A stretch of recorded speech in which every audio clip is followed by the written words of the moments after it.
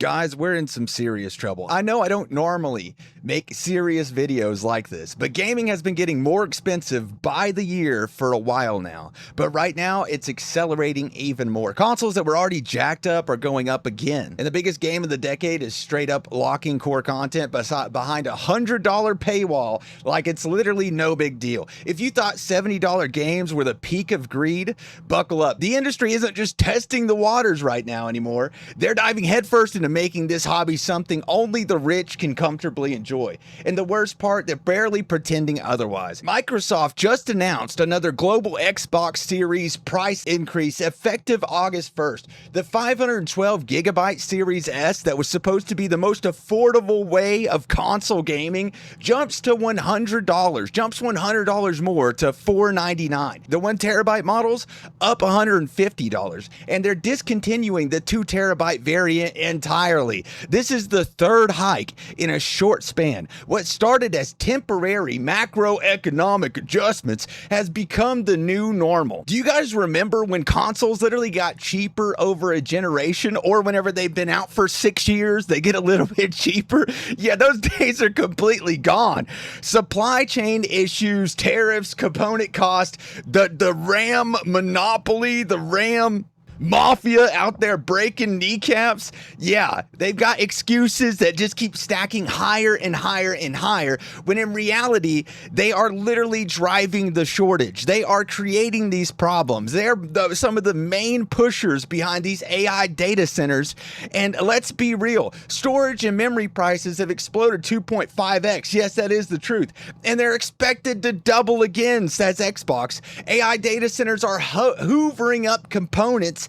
Scarcity is king, and consumers get squeezed while the big players rake it in. You know, I think this is all some kind of literal ploy to push us all towards cloud gaming, or towards having to buy your consoles or buy your games on debt on loan. Maybe it's some giant ploy to use the AI data centers for the cloud gaming to drive some sort of revenue for these AI companies that have none. But Xbox isn't alone in this. Every major player has hiked prices this generation. Your entry point into current gen gaming now costs hundreds more than it did at launch. For a lot of people, especially younger gamers or anyone not swimming in disposable income, that's not an upgrade, that's a barrier. And then there's GTA 6, the supposed most anticipated game of all time. You're gonna buy it anyway. You know they're gonna rip you off and you're gonna buy it anyway. That's the idea being pushed around, and I don't think so. But Rockstar dropped the new standard editions at $80, which we all expected, already a jump up from the old $70 standard. But if you want the full experience, the full game, yeah, you're gonna have to buy the ultimate edition at $99.99. What's locked behind at that extra $20? Not just cosmetics, we're talking exclusive shops, side missions, vehicles, businesses, stuff woven into Vice City that standard buyers literally cannot access. That is what I like to call a barrier, a monetary barrier, a paywall of sorts. Case in point, gaming is literally becoming more and more unaffordable by the day. Walk past a salon, a mod shop, or a tattoo parlor in-game, and sorry, only open for business with the Ultimate Edition. This isn't pre-order bonuses or day one DLC fluff. This is fragmenting the open world itself based on how much you paid up front. The physical version, just a box with a code. No disc, no mercy. Rockstar can afford to do this because GTA is an absolute juggernaut in the space. Everyone knows they've been pushing this idea since day one of you're gonna buy it anyway. But watch what happens. Other publishers see the $80 to $100 range and think, yeah, we can get away with that too. We've already seen the pattern with battle passes, seasons, microtransactions, and premium currencies that nickel and dime you for years after your purchase. Now they're paywalling parts of the base experience. This is exactly how gaming becomes unaffordable. Not in one massive leap, but death by 1,000 cuts. Literally boiling us like we're a frog. Slowly raising the temperature, hoping that you or I won't jump out of the pan. Hardware, console prices climbing instead of falling. PC components through the roof thanks to AI demand. Software, $80 base games that aren't even complete unless you upgrade. Live service grind, battle passes, MTX that turns single player world worlds into cash shops, Game Pass and subscriptions rising too, with libraries that rotate and premium tiers for the good stuff. The economics they love to cite, rising development costs, inflation, whatever, are real, but the response isn't efficiency or smarter design.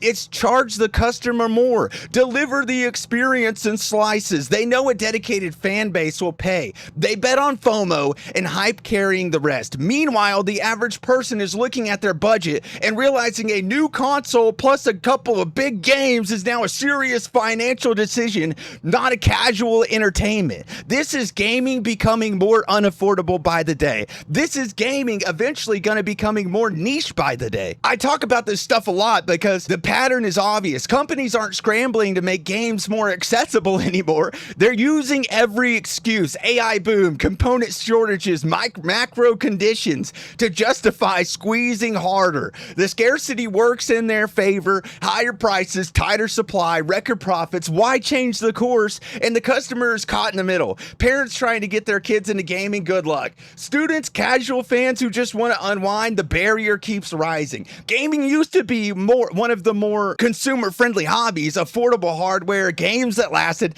Now it's trending toward luxury. Look, nobody's saying games shouldn't cost money or that companies shouldn't profit, but when the entry point keeps climbing and the product keeps getting carved up, we have to call it what it is. Gaming is becoming unaffordable for far too many people who used to love it without hesitation. This won't last forever. Pushback is coming.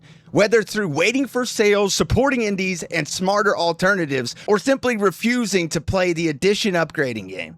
The industry can keep raising the floor, but eventually they'll price themselves out of the growth that they actually need. I mean, if you're feeling the squeeze, you're not alone in this, boys. I felt it today. I was considering buying a console.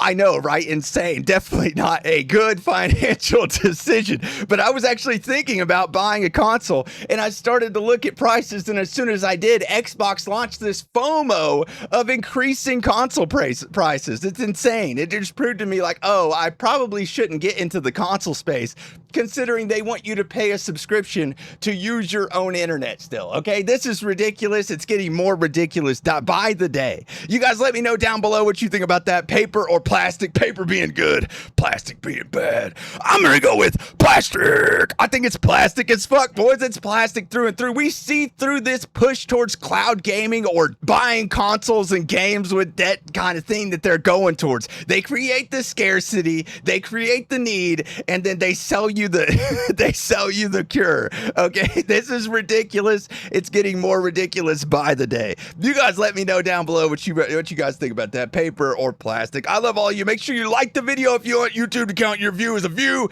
and subscribe. I'll keep you updated on all of it. GG's, boys. Peace.